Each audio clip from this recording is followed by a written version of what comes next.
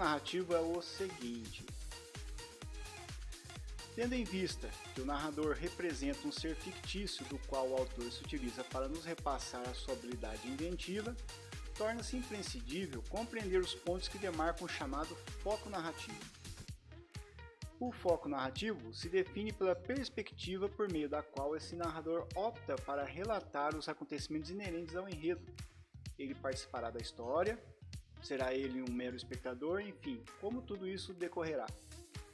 Partindo desse princípio, temos por finalidade, então, discorrer acerca das modalidades que se atribuem ao narrador. De acordo com seu posicionamento, o foco assume distintas funções, entre as quais nós podemos citar. Então nós temos 3 tipos de foco narrativo. Tá? Nas aulas presenciais eu disse para você que tinha 2 tipos. Tá? O narrador em terceira pessoa e o narrador em primeira pessoa. Tá? Só seguindo um pouquinho, ó, narrador em primeira pessoa e narrador em terceira pessoa. Tá? Aqui eu só mudei um pouquinho, né? Estou usando termos mais técnicos, tá bom? Então nós temos o foco narrativo em terceira pessoa ou foco narrativo de terceira pessoa, tá? E que esse narrador em terceira pessoa nós temos 2 divisõezinhas aí, tá? Narrador onisciente e o narrador observador, tá bom? Bom, no foco narrativo de terceira pessoa, o narrador não participa ativamente dos fatos relatados. Nessa condição, podemos afirmar que a narrativa assume um caráter mais objetivo, tendo em vista que ele permanece do lado de fora, limitando-se somente a nos repassar o que vê. Assim sendo, manifesta-se sob 2 aspectos. Então, o narrador onisciente, que é o tipo de narrador que conhece toda a história, até mesmo o pensamento dos personagens. E o narrador observador, que não conhece toda a história, apenas se limita a narrar os fatos à medida que eles acontecem. Assim sendo, o narrador se abstém de quaisquer intervenções, ou seja, não é concedida a ele nenhuma atitude que porventura possa nos adiantar o que ocorrerá. Explicando aí de uma maneira um pouco mais informal, tá bom? O narrador onisciente, ele sabe tudo o que vai acontecer na história. Ele sabe tudo o que está acontecendo ao mesmo tempo, inclusive os pensamentos dos personagens. Tá? Então ele pode fazer um comentário a respeito do que o personagem está pensando, do que ele está sentindo naquele momento. Tá? Já o narrador observador, ele conhece apenas a história que está acontecendo. Ele não sabe o passado e o presente, ele não sabe o que o personagem está pensando. Tá?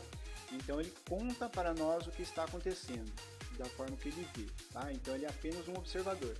E o narrador onisciente sabe de tudo que vai acontecer, tudo que já aconteceu, conhece todo o passado e o presente do personagem, sabe o que o personagem está sentindo, sabe o que o personagem está pensando, e você vai perceber isso nos comentários que o narrador faz ao longo da história, tá bom?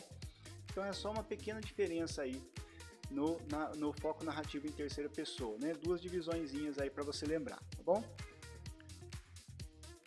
Bom, o foco narrativo de primeira pessoa, então é fácil de entender também, tá? Nesta modalidade, como o próprio nome nos indica, o narrador se torna também um personagem, assumindo a condição de narrador protagonista ou narrador coadjuvante.